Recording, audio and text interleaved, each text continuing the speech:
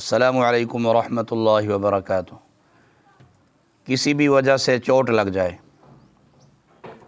چوٹ ہلکی ہو یا گہری ہو، آپ کو میں ایک بہترین نسخہ بتا رہا ہوں۔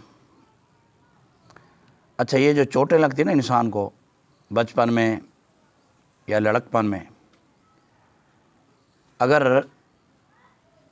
ان کا علاج نہ کیا جائے تو یہ چوٹیں بڑھاپے تک تنگ کرتی ہیں۔ چوٹوں کو نظر انداز نہ کیا کریں۔ جہاں چوٹ لگتی ہے وہاں پر خون منجمد ہو جاتا ہے، اور بعض اوقات چوٹ لگنے کی وجہ سے ہڈی بھی ٹوٹ جاتی ہے، جو کہ پریشانی کا باعث بنتی ہے۔ ایسی چوٹ جس سے ہڈی نہ ٹوٹے، بہت گہری چوٹ ہو، خون جم جائے یا سوجن نکل آئے جسم پر، سوج ہو چوٹ لگنے والی جگہ پر، تو آپ کو میں چند ٹوٹکے بتا رہا ہوں، گھریلو ٹوٹکے ہیں۔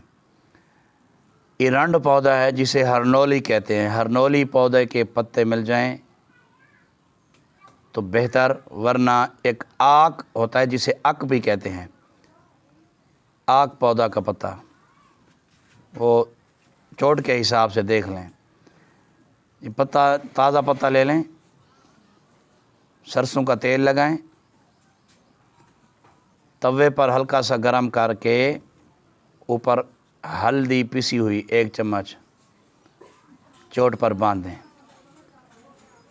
صبح و شام تازہ پٹی کریں۔ انشاءاللہ 3-4 یوم میں چوٹ ٹھیک ہو جائے گی، سوجن ختم ہو جائے گی، جمع خون ٹھیک ہو جائے گا۔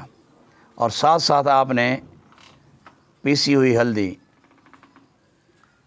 بڑے حضرات آدھا چمچ، چھوٹے بچے 1/4 چمچ صبح و شام نیم گرم دودھ کے ساتھ استعمال کریں۔ چند یوم استعمال کرنے سے چوٹ ٹھیک ہو جائے گی اور جمع و خون تحلیل ہو جائے گا۔